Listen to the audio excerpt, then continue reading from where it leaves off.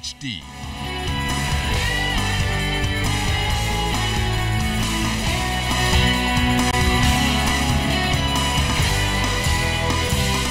ZNS Network presents The Bahamas Tonight. This portion of the news brought to you by BTC Every Day.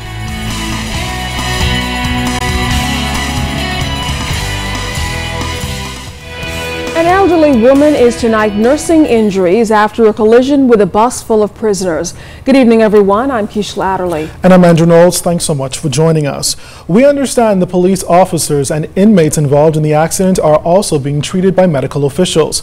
Our LTV's Munnings was on the scene moments after the impact and tells us tonight why residents are very concerned about the prison convoy that reportedly speeds in their area on an almost daily basis.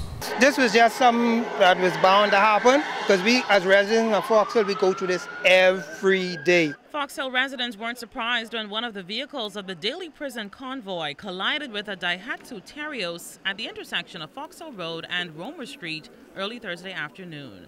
It is believed the police bus, with officers and accused murderers and armed robbers inside, was traveling south on Fox Hill Road when the elderly female driver of the Daihatsu was about to turn out of Rose Street, located directly across from Romer Street. In the end, the bus overturned on the side of the road while the Jeep sustained extensive damage.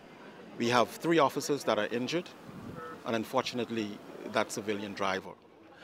The 8 persons that were in police custody remain in police custody and are still secured. Inspector, can you say if speed played a factor in this accident today? I can't say.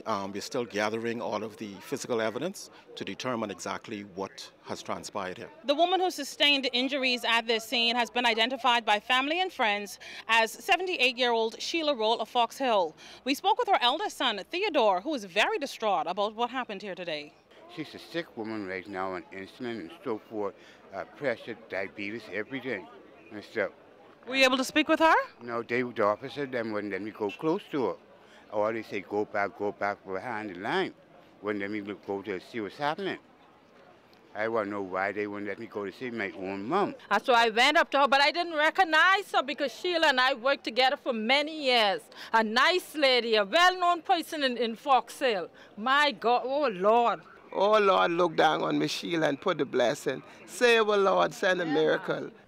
But of primary concern is the excessive speed Fox Hill residents allege police officers use to transport inmates through Fox Hill and the remainder of New Providence. The bus them sometimes be like 50 feet away from the park, up to like 89 miles per hour. They don't actually have a chance to stop. The buses actually go on 2 wheels. Because of the school, where the young children have to cross to go over by the park, and then we have the cotton trees dropping. The little buds in the road make it very slippery. Others out here depending on life too. Men, it's our life in war too, not just them. They have to be more careful about that. We're always looking at ways that we can safely transport persons in custody, ways that will be safe to members of the public, and also to police officers that transport those individuals. We have dangerous inmates in our custody, and police does the escort. And so those bus traveling, they're traveling at a speed that is not in any harm to the public, because there's always an outrider out front clearing the way, make sure traffic is clear to get those persons to court on time. While Acting Prison Superintendent Patrick Wright couldn't say if a change to the daily prison convoy will happen soon, he's satisfied that the prison remand court is working to limit the number of prisoners leaving the compound. It is the government mandate to have all courts, Supreme and Magistrate, heard from a teller view, but that is not on stream as yet.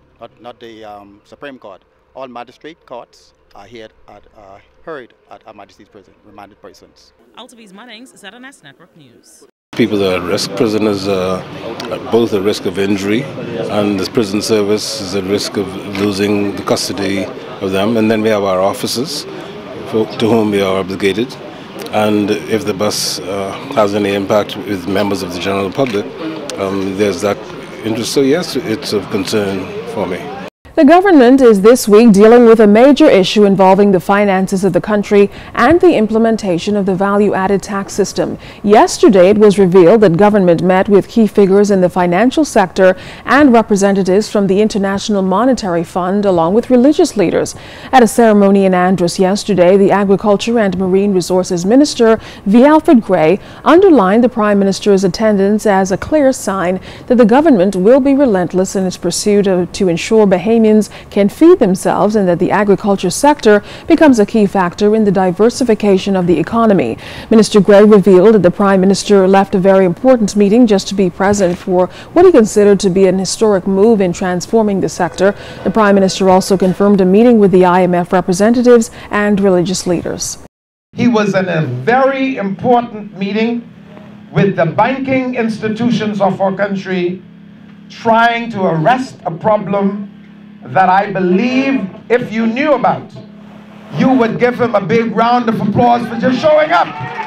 I have the ultimate responsibility of being the chief participant in the affairs. We also have the International Monetary Fund delegation leaving today in the Bahamas, and we've had extensive talks with the fund at my level, at the cabinet level, and even we have caused the fund to speak to significant numbers of religious leaders. 58 Haitian migrants picked up off Ragged Island yesterday were airlifted to New Providence and are now being accommodated at the detention center. The majority of them arrived here last evening, and the remaining migrants were brought to the capital this morning on a second charter flight. Director of Immigration William Pratt says the group included 50 males, 1 female, and a child. They are expected to return to Haiti early next week on board a Bahamas Air jet.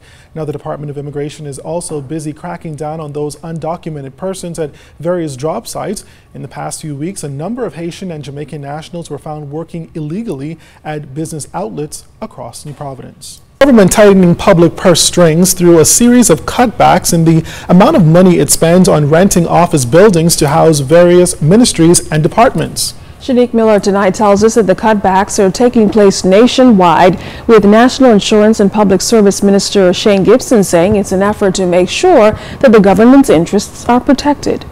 It's a policy that's being enforced around the country, where government has in some instances paid $50 per square foot to rent office space.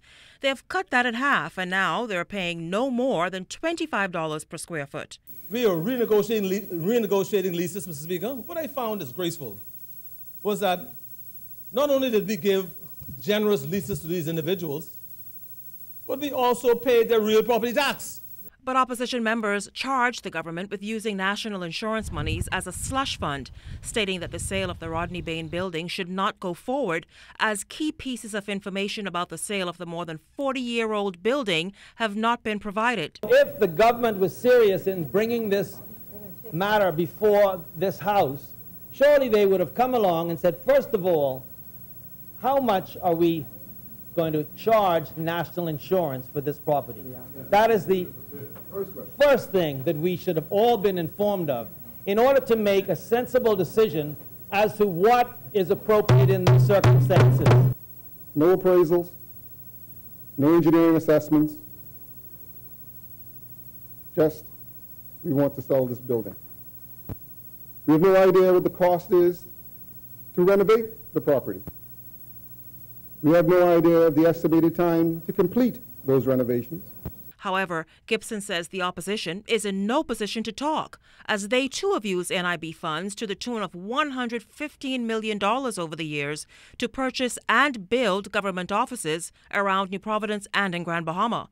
Not only that, he says they have not always followed NIB protocol. He listed the police headquarters in Grand Bahama as an example. Our job is to make sure that we protect the interests of the government, that we protect the interests of the employees in the public service, that we make sure to protect the fund of national insurance for future generations. Gibson says what the government is doing now is following through with the promise laid out in its Charter for Governance by reducing the number of government buildings that are currently sitting idle, many of which have great historical significance. We are only doing what we promised to do in our Charter for Governance. The sale of the Rodney E. Bain building is one step closer to being sold to NIB as the resolution passed in the House of Assembly last night. It is proposed to become a family and juvenile drug treatment court. Shanique Miller, ZNS Network News. The government will soon have an official center to host foreign heads of government and visiting dignitaries. Minister Shane Gibson unveiled plans for the new state-of-the-art center to be located at the La Playa on Goodman's Bay. We have this now, this house in La Playa. We have all of our high-end guests. If you go to any country in the world, they have these, they got a prime minister residence, they got, in the residence, they got an entire compound where they're able to have their high-end guests come, all the dignitaries, the heads of state, to come, and so it'll be used as a place to have them, if you have any official function that you have, and also where it could accommodate them, the heads of government, to use the place as a place to stay, rather than staying in the hotels. Well, there's lots more news to come. Stay with us. This segment of the news is brought to you by Shell Quality Fuels.